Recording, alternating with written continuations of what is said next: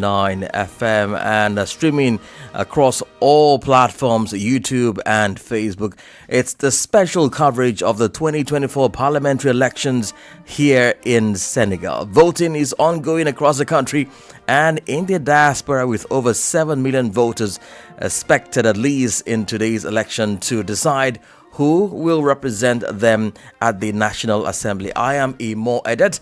Many thanks for joining us again. Well, for the next hour, I will be bringing you updates and in-studio interview, as we promised you in our morning edition, plus all you need to know about this crucial parliamentary election.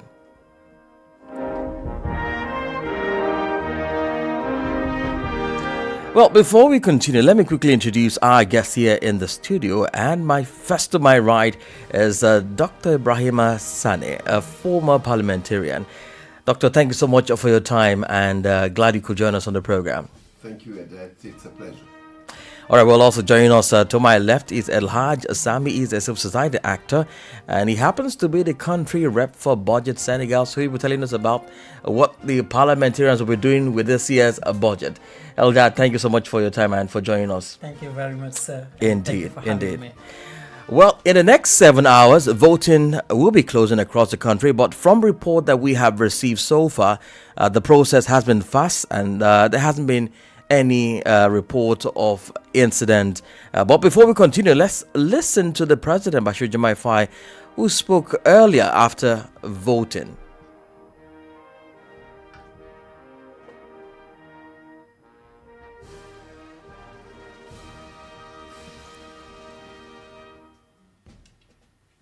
Comme nous le constatons, le peuple est en train de sortir. As we can see, the people are going out to exercise their right to elect their representatives at the National Assembly. They are doing it in calm, in serenity and mutual respect, and who leave these people the fundamental right that it exclusively belongs to choose their representatives or leaders. For the rest of the day, I invite again the voters, whether they are ordinary citizens or candidates, whether they are leaders or investors, to show serenity, to play and to receive the popular will that will be expressed through the ballot in peace and acceptance that makes the democratic act. There will always be winners, and at the end of this election, there will also be losers. But ultimately, it is the Senegalese people who will be the winners. Il y aura aussi des vaincus, mais en définitive, c'est le peuple sénégalais qui sera gagnant. Well, there you heard the Senegalese President Bashir Diomaye Faye speaking there after voting. I mean, he called for this election much earlier in September, and now this election is happening. Well, aside the president who spoke, there were also reactions from voters who earlier we saw a dwindle figure in 2022. And they are saying that they have the interest to be they want to be part of this election. They want to ensure that they vote in the right representation, not just for them, but also those who will represent their interests. So we're going to take a very short clip, listen to their reactions as to this election and what they make out of it. Take a listen. So it's just 2 words. I mean, to make vote peaceful election, to get peaceful election, okay, and the best will win, of course. And I hope that this day will be an example for all other African countries, right? So democracy should be, a universal thing. Okay. So we hope just a peaceful election. Whatever be the outcomes, what do you say to parliamentarians or assembly members who would go to the assembly? Yeah, it's just to have, major people representative in assembly. Okay, we really don't hope to get, a parliament like the one, the 14th, okay, the last one. So we hope they will be to defend the people, Senegalese people, and maybe African living in Senegal interest, okay, correctly, peacefully, and That's all. So we just came to vote for the election. So at least we know what is going on. So we are happy. There's no stress. Everything is calm. As you can see, the office, everything is clean. Like the police, the gendarme is outside and organize everything. So at least we can vote peacefully and go home. And we are so happy. At least we have peace in the country. So we just pray again for peace in the region, like the surrounding country, Guinea, Mali, those. So at least everything can be calm. So we just pray the people we are voting for, they will just take that into consideration to see how they can help the population to live in peace. So what do you want the people you are voting for to do for Senegal and you?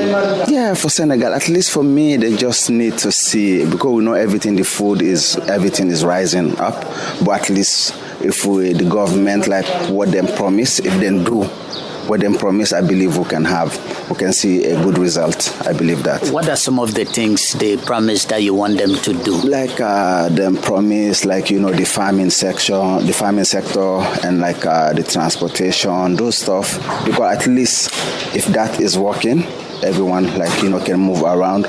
Let me say, if you live in Casamance or Jigansor, if you farm everything, you want to take it to Dakar or take it to another country, if we have a good transportation system, everything can work peacefully. Okay. On my own side. Did you vote in 2022 for the parliamentary election? Yes. Yeah. So how do you term 2022 and now? There's a lot of difference, because at that time there's a lot of tension. The former government that was arresting people, and this time we don't have no arrest, nothing like that. Everyone happy about it. So yeah, that is on my own side. But the issue about the opposition want to be majority in the parliament, and the new government to want majority in the parliament so that they can work easily. What do you say about that? For me, I think we just have to trust the new government for the first 5 years. If we give them the majority, so at least we can see what they can do. If they didn't do what they promised, at least we can change them. For me, that is the simplest answer I can give you. Okay, that means you believe in the current government? Yeah, I believe on them, yeah. Okay. I believe on them. Are there any other challenges that you want the government to? No, there's a lot, but you cannot explain, you cannot tell them what to do. They know what they're supposed to do, but it will take time. It cannot change. The change cannot be in one year or 2 years. Maybe sometime it takes maybe 10 or 15 years. Or maybe 5, 10, 15 years. Because we know the former government ruled for 12 years. The other government ruled for maybe 12 years again. The other one ruled for 20-something years. So at least there's a lot of stuff to fix. It will take time. It cannot be in 1 to 3 years. It's not possible. Let's look at the Electoral Commission in Senegal. How do you think they are working to ensure free, fair, and transparent election? Yeah, I give them 100%. Everything is okay. There's no corruption on that side. Because at least if there's a corruption, the last election, the presidential election, you see the transparency, all the radio stations, they give the result. Maybe 5, 6, we know the result, or maybe 10 p.m. at night, we know the result, and everyone is happy about that. Anything you want to say? No, I just pray at least everyone just help the government to move forward for the next 5 or to 10 years, and let's see. We just pray for peace in Africa. What is Indeed, there's voters speaking their minds after voting what they are expecting. Well, let's come back to the studio with my guest. So while we'll be looking at the elections of of course, it's also important we talk about the parliamentary democracy and how that will help develop not just Senegal, but the sub-region at large. Dr. Sani, I would like to start with you, sir. As a former MP yourself, how is usually this feeling, knowing that you're going into an election that people will elect you to represent them? Well, it depends on persons or people who are getting elected. Thank you for giving the floor. And who have their own idea of what is an MP. What is somebody going to Parliament and how they're going to represent people who elected them. Are they aware of the full duties they are going to perform? Are they not aware or not? So it depends on a lot of things. And as I gave as an example, when I was an MP, there were 12 people who never went to school. So how could they vote, and how could they read the laws, before the bills tabled before voting, and so on and so forth. So there's a lot to say in how we view the parliamentary system. Well, talking about those who didn't go to school, and I know that in an earlier conversation you had with us, you talked about people sometimes don't vote for policies of the MPs, but sometimes because the person, because they know the person. Yeah, well, you're here talking about a wider question. Why do people vote in Africa or in Senegal? Why do they vote for this person or the other one? Do they vote for the policies? Do they vote for kinship reasons? Do they vote for partisan politics, and so on and so forth? We can elaborate on those things a lot, but obviously it's difficult to say to give a definite answer on those questions.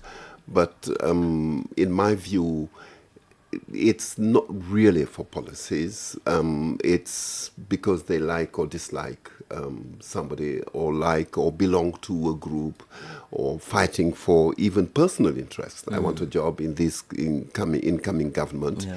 Although we may have people understanding the policies, because to vote for the policies you have to understand them. Exactly. Do they understand those policies or not? But of course there are people who understand and maybe vote for those policies. Well, Mr. Sam, let me come to you. Dr. Sani talked about people understanding the policies of the candidate or the MPs. Do you think the people understand these policies that they churn out most times during campaigns? It's always a critical moment when we are going on campaign. In Senegal, legislative, presidential election are always a moment where we have a lot of fervor in terms of citizenship and others. But most of the time, they don't have all the requisite skills. Even the MPs themselves, they don't have the requisite skills in terms of what is a member of parliament, what are the laws and regulations. At least you can tell me that we have the parliamentary assistants that are here normally to support some parliament, but we have a lot of challenges. Language barriers, which is a problem because all the law are written in French. Also, the political dimension is also overcoming everything that we are talking about. Who is meant to go to the National Assembly? Do we need a politician or do we need a member of parliament? This is a question. But you cannot go to the National Assembly without doing politics, as we know. And I won't say politics in the dimension as people think, but you have to run in order to go to the parliament. And I think at this time, after analyzing all the lists, we are hopeful that maybe in terms of what our senior is talking about, the quality of MP, the one who has been to school, the number of young people. I think that this parliament will be one parliament where we'll see more young people than in the previous one. And then the people who have been to school. I'm very hopeful for having MPs who at least have been to school.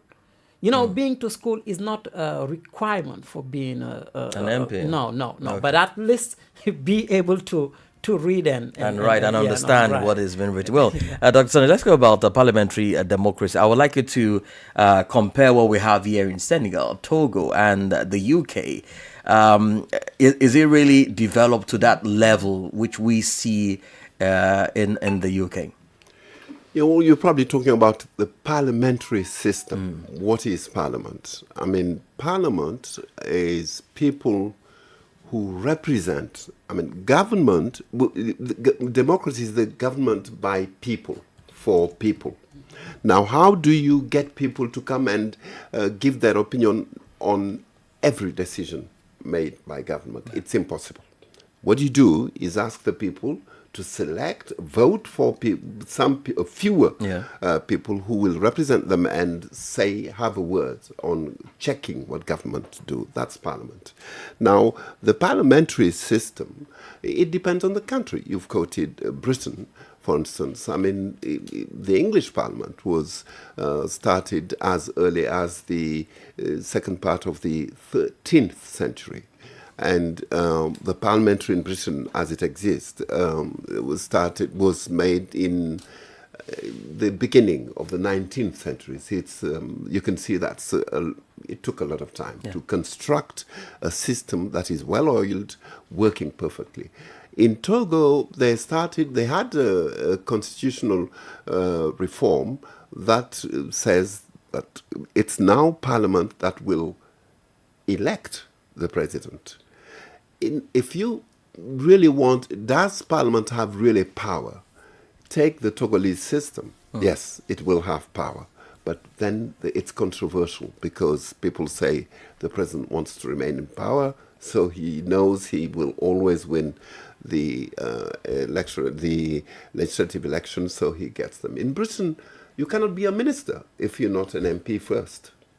The Prime Minister himself, if he loses his seat, is going to be ousted. I mean, that is parliamentary system at its best, as far as I think.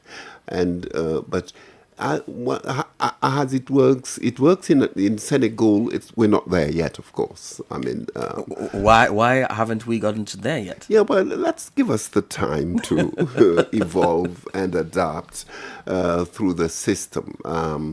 In the U.S., they have 2 houses as well, and 100 senators and 435 members of the House of Representatives. The senators don't really vote the laws. It's the representatives. There are 2 members of Senate for each state of the United States, but representatives are voted from the states according to the population of each state. And so those people vote the laws. That cannot be modified by the Senate. So they have power. The President of the United States has probably less power than we think, because without the Congress, I mean Senate and House of Representatives, that's little he can do. So that is really parliamentary democracy. I mean, you are saying that we will need more time here in Senegal before we can actually get to that level that we can say, yes, this is a parliamentary system of government. What will it take? Well, I can't tell you what it will take, but what I'm saying is we may invent a third way. Another way. And what could that be? I don't know yet. I mean, I don't know what the future holds for us. But there may be a way the Senegalese may invent. They tried 2 houses. They had a Senate and a National Assembly. Now they have only 1 house, which is the National Assembly. And we're still trying and looking for the best system. Well, Mr. Sam, how has the civil society group have been able to influence some of the policies of this MPs? You know, during the campaign, there were a whole lot of promises made. We will do this, we will do that. And I mean, you heard one of the voters saying, look, sometimes they go in there and they don't do what they promise. How is the CSO group going to ensure that, look, whatever you say you do, whatever you promise rather, you have to do it? The civil society actors' role is mainly a role of alert. So we are playing the role of alert and monitoring. Okay. At the time being, all the civil society actors are gathered in Radisson. We have 20 organizations there and up to 100 observers. Because some people are talking about supervising. We are not supervising. We are just observing. And this is something to clarify. And then at all the process, the civil society actors are integrated in the process. Coming from the Ministry of Interior to now, I just would like to come back to the speciality of this election. Okay. It is a snap election. It is an anticipated election. And many legal law and even regulation have been, I wouldn't say violated, but we overcome them, and this is legal. Because when you are in an anticipated election, you are obliged to change many legal devices in order to adjust to the election that we have. And I can tell you, we have, overcome many legal device in order to adjust. And at this moment, the first thing that the civil society do is training to the people. We have 165 seats that people are looking for. And in these 165 seats, they have to know how to vote. We have two, the proportional one, and we have the majority one. I think I'm speaking under the control of my seniors. So at this moment, excuse me for clarifying this first, because at this moment, in 165 seats, there are a number that will be taken from the majority vote. For the majority vote, we have 112, including 15 from the diaspora. And then when you go to the proportional, there we have the majority we have 53, and then you go to the department where you will take the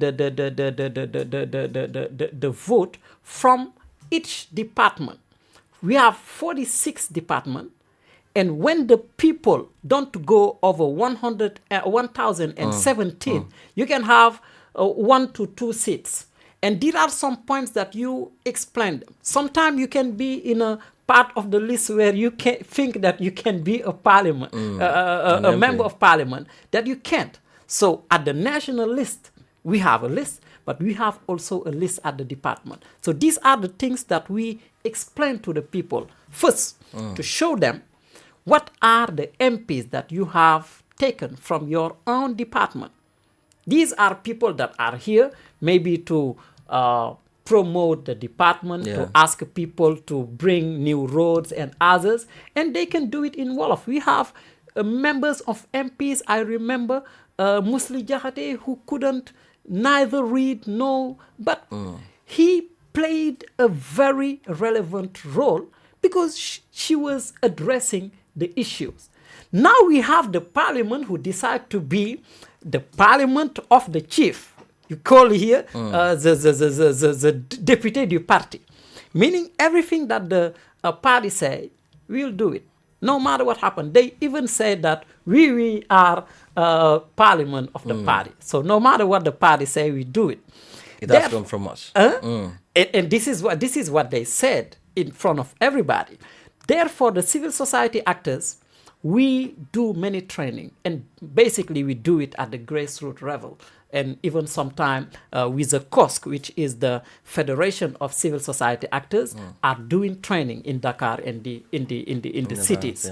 And now we tell to the people that a member of parliament role is not like the executive. They are voting the laws, and even they are proposing some laws, and they are here in order to defend and support. Sometimes when I heard one political party, they were speaking to the people that saying that we'll bring you some roads when you when you vote for us, and we'll bring some bridge. This is not the role of the parliament, and unfortunately, Senegalese people, if you go in wide sociological study, some people are very emotional, and sometimes we see a lot of emotion in the campaign. But the civil society actors, we are trying to open the eyes of the people, but without having any implication at the political level. Well, Dr. San, I would like us to extend this particular conversation further. We talked about, off mic while we were prepping for this, we compared what we have in Nigeria and the power of the lawmakers, the constituents covering like 3 to 4 local government, and you have one rep and then one a senator. It's clearer for maybe people in Anglophone. They can understand. Oh, I have one rep and I have one senator. Please break it further for us here. Okay, thank you. I mean, you have the electoral system here. We have the constituency, which is usually the district, le département, as we say in. So at the constituency level, you vote directly for a candidate or a list of candidates. Okay. But then at the time, the ruling power would take all the candidates, so no opposition representation. So opposition said, okay, let's have proportional representation. That is a national list. So we will have a number of MPs elected on the national list, depending on how many votes the coalition or the party has gathered at district or constituency level. Okay. That's the electoral vote. So it makes sure at the first time opposition was represented in parliament in Senegal, the PDS of Abdoulaye Wade got 18 MPs, none from the constituency level. If we hadn't had proportional representation, there would not have been opposition representation in parliament. And there are a number of issues touched on by some languages. My view is whatever language you take, you have to be literate in it. If you take Wolof, Jola, Mandinka, or Fulani, you have to be literate in those. You still have to go to school. And some MPs called illiterate actually were literate in Arab or local languages, but not in French. So this is something to clarify. This is an early election, as Mr.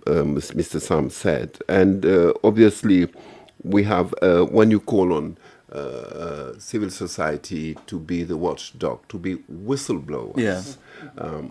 Whistleblowers, yes, but there are limits.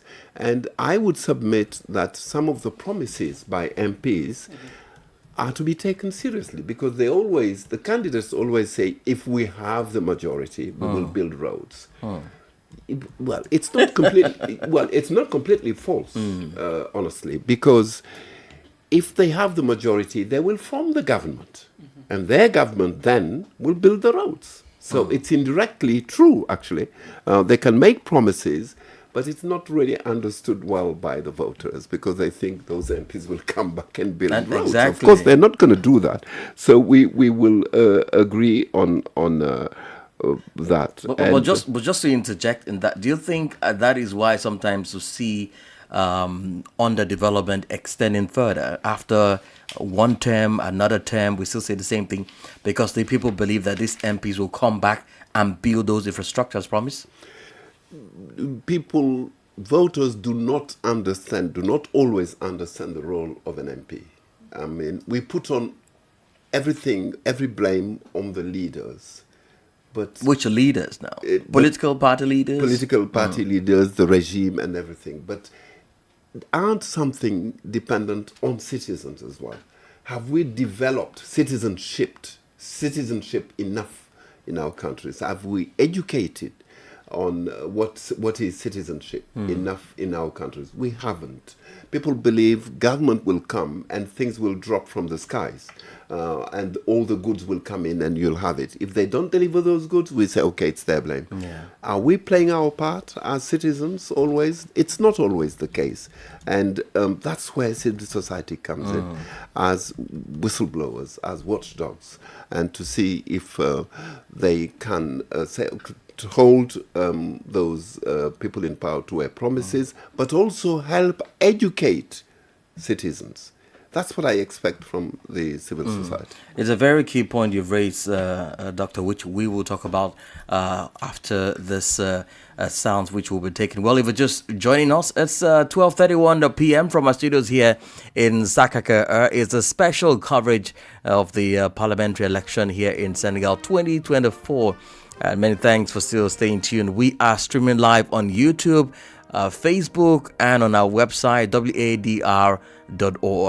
Before we continue in the conversation, a Senegalese political analyst, Mawadou C. Albert, in a chat with us, says with the new legislature, Senegal as a society and the people are setting new targets. He describes the expectations of the electorate, which, in his words, are non-negotiable. Let's listen. À la lumière, en tout cas, des listes, on va vers une assemblée très jeune. In the light of the National Assembly, we will have a very young assembly. I believe it will also be representative of all social and professional causes. This time, in all the parties, parity has played. Now, on a political level, I believe that regardless of the majority, the political actors are aware that Senegalese want another National Assembly, an assembly that really has the legislative power, that votes laws according to the interests of the country and the population. An assembly that controls governmental action, a critical assembly. This is what the Senegalese population expect, whatever the majority.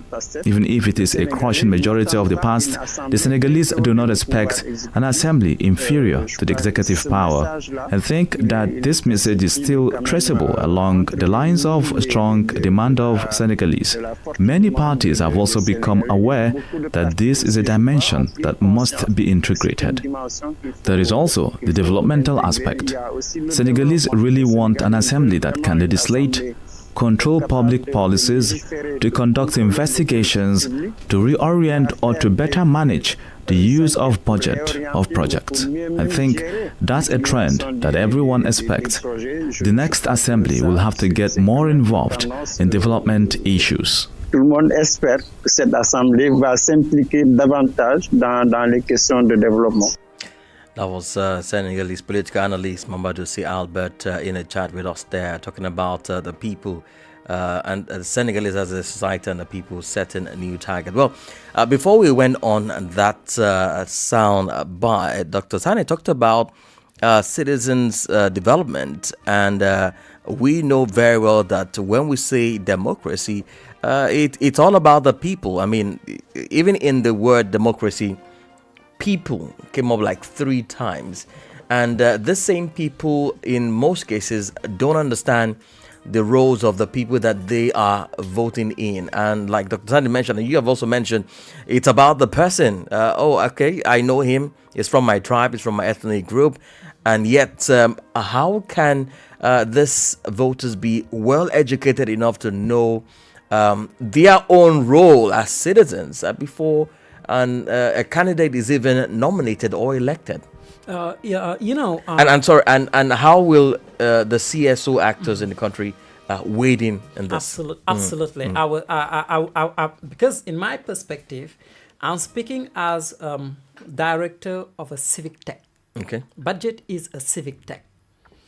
It is, an organization that is working in citizenship by using technologies. And we also are part of many platforms of citizenship. Okay. The work of civil society in Senegal, most of the time, Senegal, we have some problem to understand the civil society work because we are only taking 1, 2, 3% as civil society. And this is not working like this. If you see all the works at the grassroots that is done by civil society actors. I am back from a mission in Kaolack where we did 6 regions in a project called Community Leadership and Civic Participation. Okay. First, the community leadership, meaning that the community actors, we have some local actors that have to play a role of leadership in order to support their people. we as a civil society actors, we don't come to tell them this is what you have to do, or we don't even hold any advocacy for them. Okay. They are the one to do the advocacy. The only thing that we are doing is to give them the tools, the requisition tools that they need in order to do the engagement. I just give you an example. There are many people, for example, at the region that would like to advocate toward their authorities, the mayor, for example. Yeah. And we tell them that this is where the competencies of the mayor stops. This is the competencies of the government. And this is how you do your advocacy. The civil society is doing a lot of work on it. And in terms of election, there are some civil society only for election. We have civil society for agriculture. We have civil society for health. We have, and I can tell you, all the data, the most important data for the time being that the government is using is the data of the civil society actors. So we are doing a lot of training, but it is TOT training. We train the leaders, and the leaders go to train the people. And then after, if there is any advocacy or something they have to engage on, we give them the tool and we let them do the engagement by themselves. So the civil society actors, in terms of democracy, do you remember the presidential election? Yeah. There was a lot of problem. But when the civil society actors decide to come in order to take the struggle with the unionists, with the professional actors and the others, with the Arsenal election, where I was one of the key members, I think we have seen a lot of a change on that. And actually, at this moment I'm talking about, every time we receive timely the report from our observers in the field. And this is not just a work that we are doing in the election. We have been invited by the Ministry of Interior and the DGE, that is the body in charge of election. They gave us a training, and we gave a training to the local people and to the actors. So this is how we are working.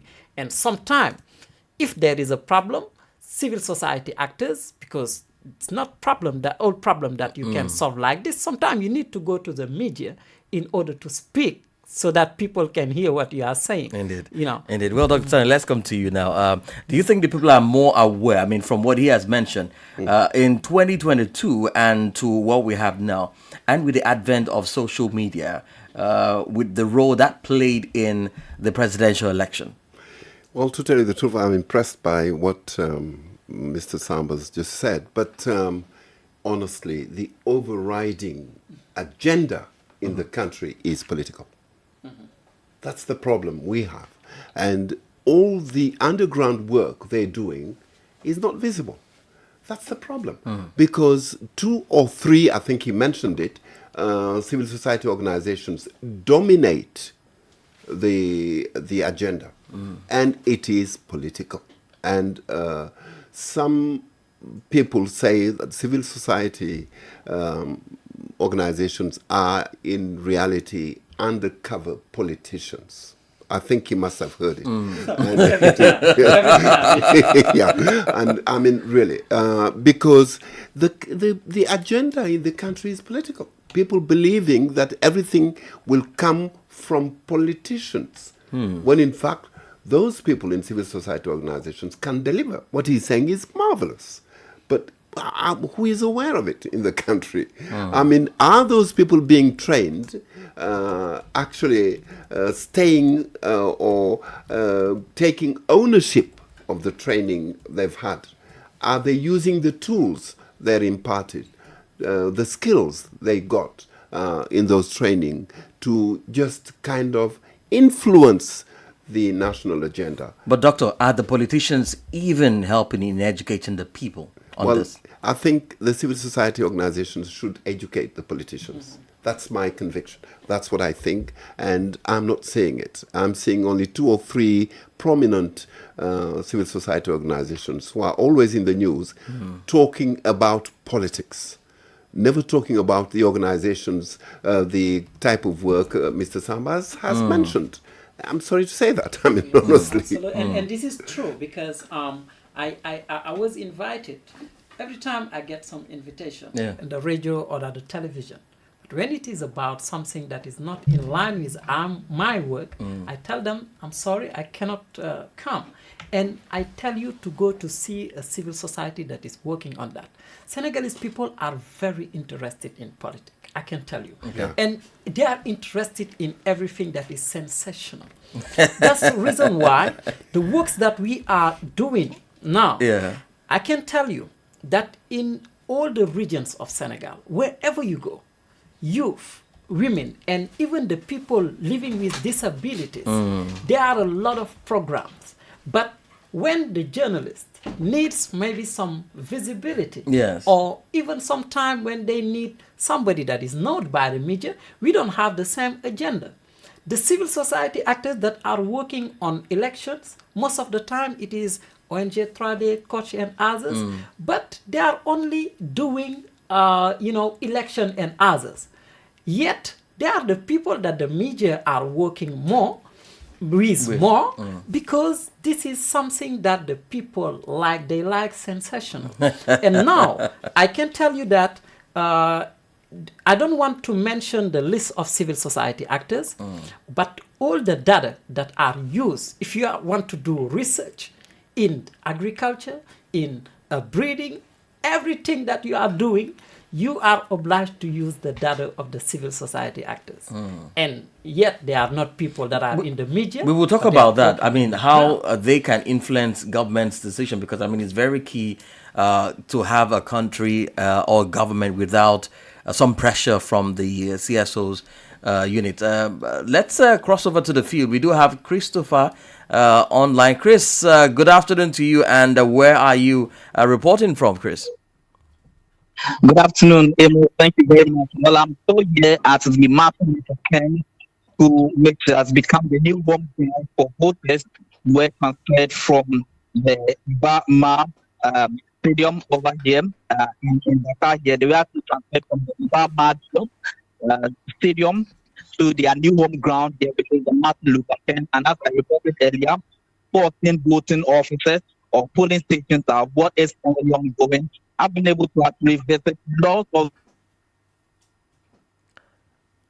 We have over 500 voters in each of these particular voting centers. I can tell you the voting office number 14 has about 579 voters.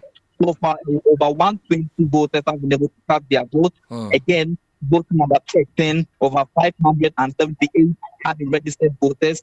Over 80 plus have been able to cast their vote.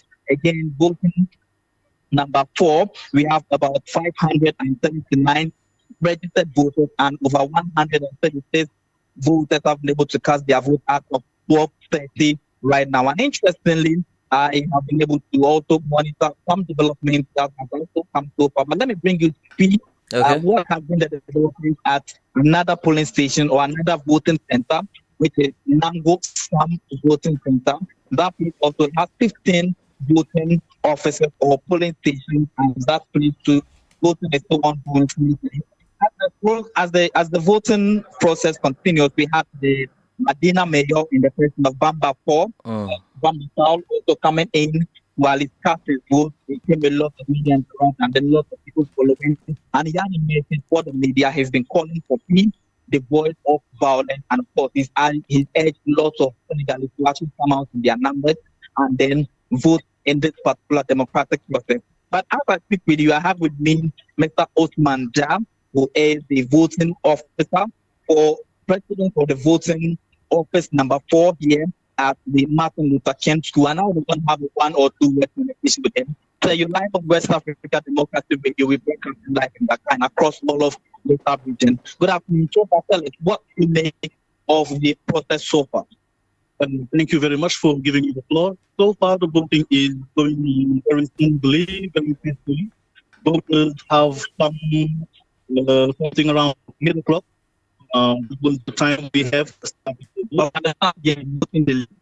Yeah, a little bit delayed due to setting up of just people but everything good, and people started to cast their vote, and we have something like 150 voters. And what we can say is the voting is going on smoothly. If after 6 o'clock, people are allowed to vote. Well, this is going to be a decision from authority to say whether it is, very opportune for the going on of the voting, or whether we're going to stop it at the hour we have set before starting, which is 6 o'clock. So, if it is necessary, authority is going to have a kind of continuation of the voting. If it's not opportune, I think that they're not going to do it.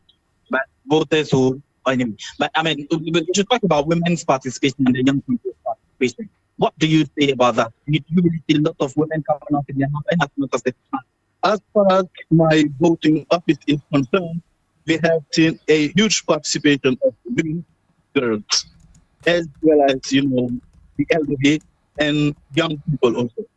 Don't forget about voting is something which is really important, not only for the elderly, but also for the youth. That if there is a vote as new regime has occurred, that break is taken, has to be supported by young people. Okay. Right.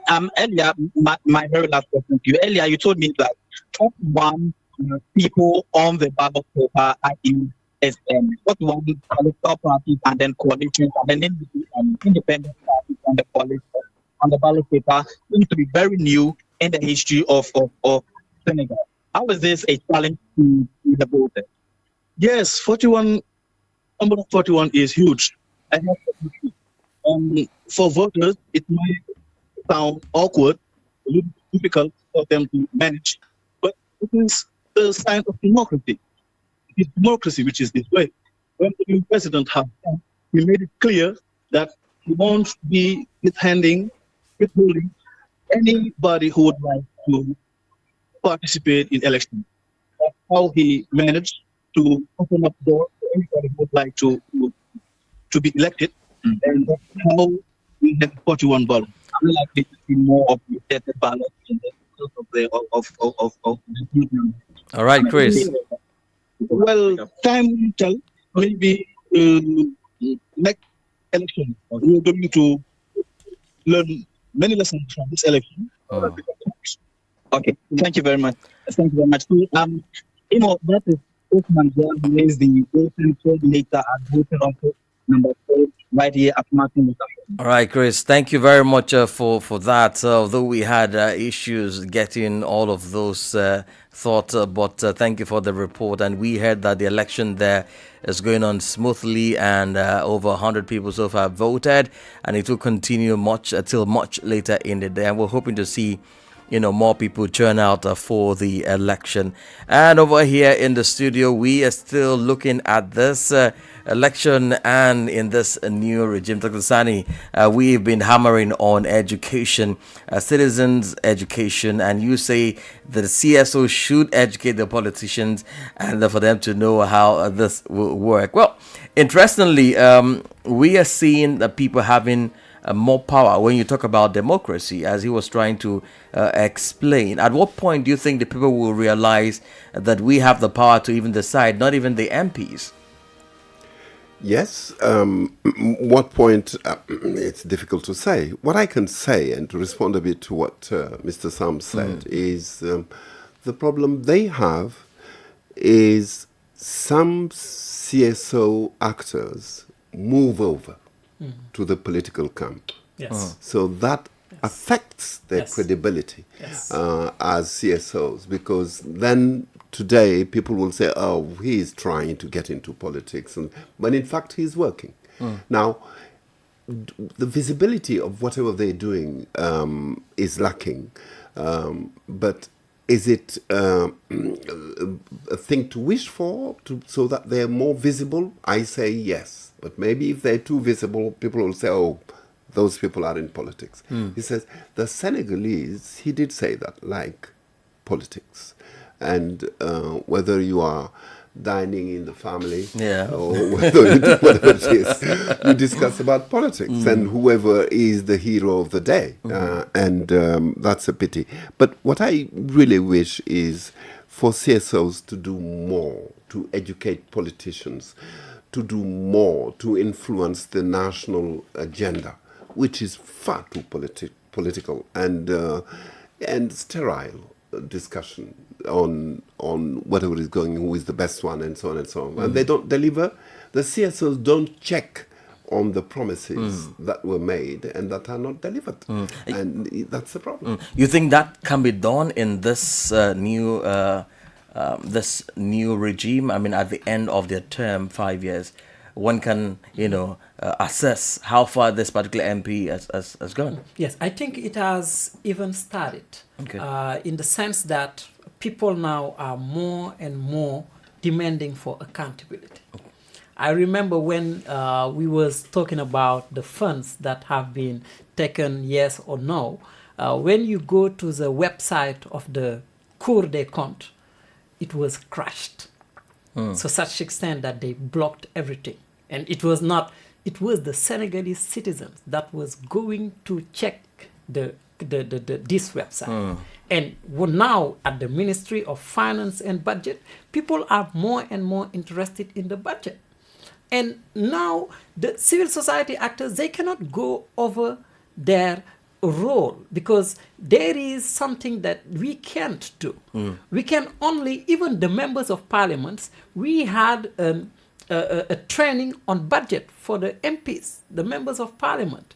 We give them training on the budget itself, the revenue, the expenditure, the debt, even some aspects of the budget that people don't even know, the treasury, special treasury account. And more we are doing this work, we see that there are some progress. I think there are a lot of progress. If you analyze the way, and the analysis should not, stay on what we see in the media or others. No, I think the analysis can go deep. Look at the people that are here. When they are in front of the people, the speech that they deliver, most of the time, people are waiting a lot from them. And civil society actors, they have a challenge because they are a way that you cannot speak to the people because you can seem to be somebody who is politic or things like this. And I agree totally with what our senior is saying. There is one, I can give an example, Mr. Umar Sy, the director of OSIWA, who is running for parliament now. Yet he was a civil society actor who was doing a very important job with OSIWA. We was partner in a project about the budget. And seeing that, I can understand that people think that, and the civil society actors, when you say 1, 2, 3 names. And we is covering all the works that we are doing. But I think that there are a lot of progress. Indeed. Yes, there is a lot of progress. Well, and you will see that. Yeah, for time, maybe in just a 2 minute, Doctor, 50-50 in terms of what the parliament will be like, 50 men, 50 women representation in that regard. So your thought on that briefly? 50-50. You mean parity Exactly, about gender? Yes. Gender parity. Okay. I mean, yes, it was actually worked out by President Wadr, which I think was a marvelous thing. And people, for a long time, women were behind men on education. So you had more educated men, and they were crushing women.